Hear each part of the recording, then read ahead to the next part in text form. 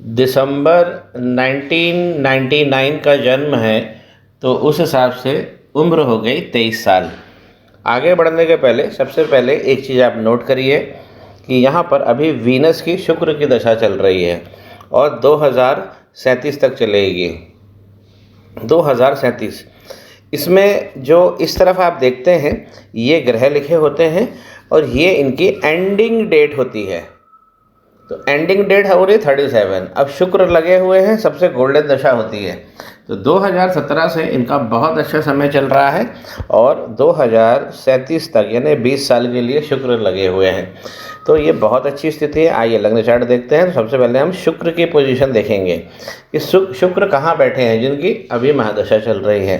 तो ये चौथा भाव होता है सुख का, हमारे मकान का, घर का। तो इनको बहुत सारा सुख है और आगे भी मिलता रहेगा।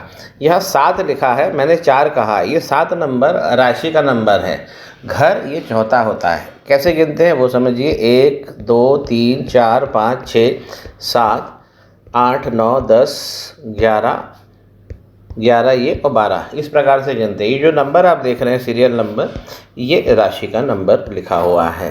तो सबसे पहले हमने देखा कि शुक्र कहाँ बैठे हैं, तो सुख के घर में बैठे हैं, बहुत सारा सुख मिलना है। तो शुक्र और अपनी ही राशि में बैठे हैं ये।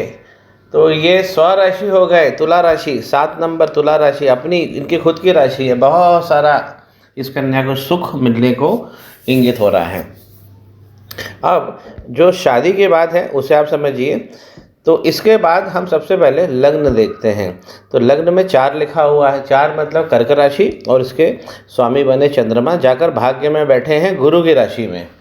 तो मनोबल इस बच्ची का बड़ा तगड़ा है।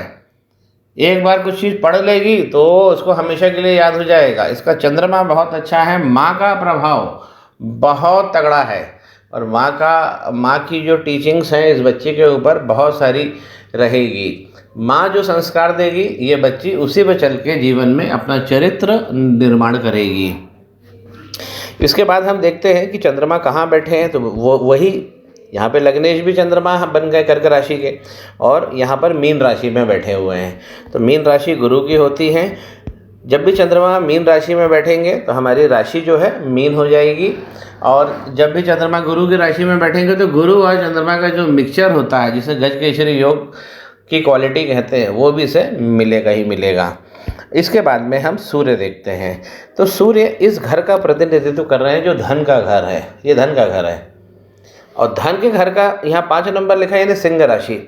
उसका स्वामी कहाँ जाकर बैठा है, 6ठे भाव में। ये 6ठा भाव है। तो यहाँ डैमेज हो गया है सूर्य पूरी तरह। तो जब भी किसी घर का स्वामी किसी दूसरे घर में जाकर बैठता है और वो भी 6 नंबर में, ये 6 नंबर घर है, तो सूर्य पूरी तरह समाप्त हो गए। अब आपको सूर्य की रेमेडी करनी पड़ेगी। सूर्य की रेमेडी इसलिए करनी पड़ेगी क्योंकि आपको विस्तार नहीं मिलेगा।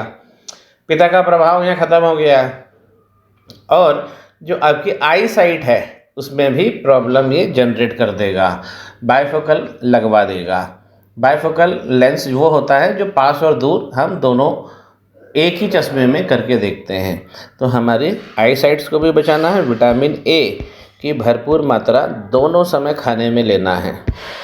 सूर्य चंद्रमा की बात हो गई है। अब हम अपनी विवाह की बात करें। तो विवाह के लिए ध्यान करिए, सबसे पहले हम 2 तरीके से देखते हैं। पहले तो हम ग्रह के हिसाब से देखेंगे।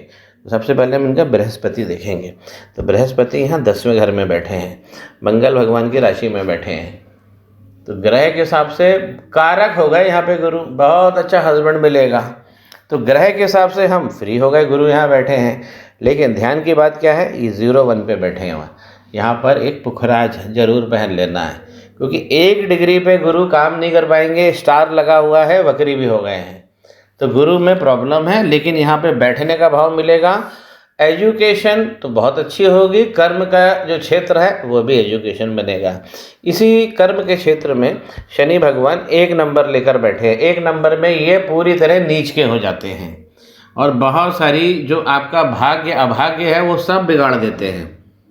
तो शनि भगवान का मैं आपको उपाय दे दूंगा। शनि भगवान 17 डिग्री पर बैठे हैं।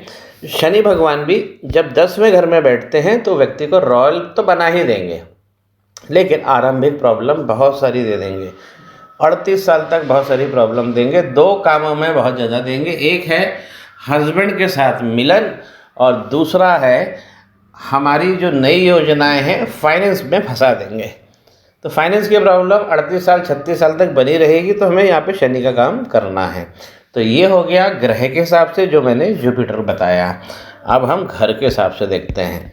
तो विवाह में सबसे पहले घर के लिए हमें ये वाला घर देखना पड़ता है, 7 नंबर। यहाँ शनि भगवान 10 नंबर शनि भगवान का घर है। तो 10 नंबर का मतलब हो गया मकर राशि, और मकर राशि के स्वामी मैंने शनि जाकर कहाँ बैठे हैं, कर्म में।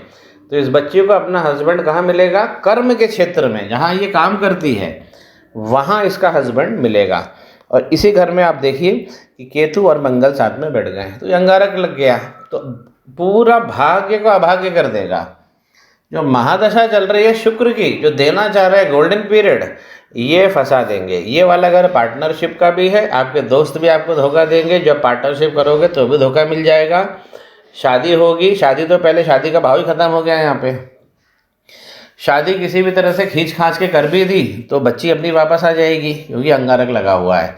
मांगलिक दोष भी है, मंगल 7वें घर में बैठे हैं तो मांगलिक दोष भी है। ये सबसे पहले काम करना है हमको, और यहाँ पर शनि भगवान का काम करना है। राहु केतु का जो मंत्र का जप रहेगा वो तो मैं आपको दूंगा ही दूंगा। सूर्य भगवान की एक रेमेडी, सूर्य पूजा किसी शक्ति स्थल पे जाके आपको कराना होगा, तो जीवन में विस्तार, बड़ा धन यहाँ से मिलेगा। सूर्य गड़बड़ हो गए हैं तो इनके जो बच्चे के पिता है उसका पूरा प्रभाव खत्म दिख रहा है। अब ये 7वें घर की तो मैंने बात करी, अब हम नवांश चार्ट को देखते हैं। नवांश चार्ट हमारा प्रोग्रेसिव चार्ट होता है। जीवन में जब हम आगे बढ़ेंगे तो आउटपुट किस प्रकार मिलेगा। तो अभी हम सारी चीज़ों को छोड़ के विवाह में केंद्रित होते हैं। तो नवांश का ये चौथा भाव है, यहाँ से विवाह सुख, विवाह में सुख कितना मिलेगा। तो यहाँ पर देखिए 11 लिखा हुआ है ना, कुंभ राशि, स्वामी बने शनि। तो लग्न चार्ट में यदि हम देखते तो शनि पहले ही खत्म होकर बैठे हुए हैं, और यहाँ पर शनि भाग्य में बैठे हुए हैं, कन्या राशि में बैठे हुए हैं। माफ़ कीजिए, भाग्य मैंने बोला, ये लाभ में बैठे हैं, ये घर लाभ का होता है, और कन्या राशि में बैठे हैं। इसका मतलब शनि भगवान धन देना चाह रहे हैं भयंकर। इनकी जो जड़ गड़बड़ हो गई है इस घर में, इसे ठीक करना है। केतु मंगल को ठीक करना है, सूर्य को अच्छा करना है।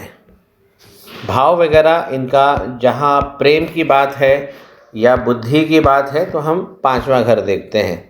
तो यहाँ पर मरकरी बैठे हुए हैं, सब भाव अच्छा देंगे, विद्या वगैरह सब अच्छा देंगे, संतान भी करेंगे, और जो पहली संतान होगी वो पुत्र होगी इस बच्ची की।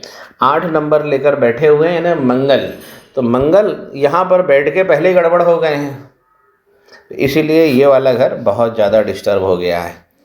इसको केतु और मंगल, इनका अंगारक दोष का निवारण कराना है।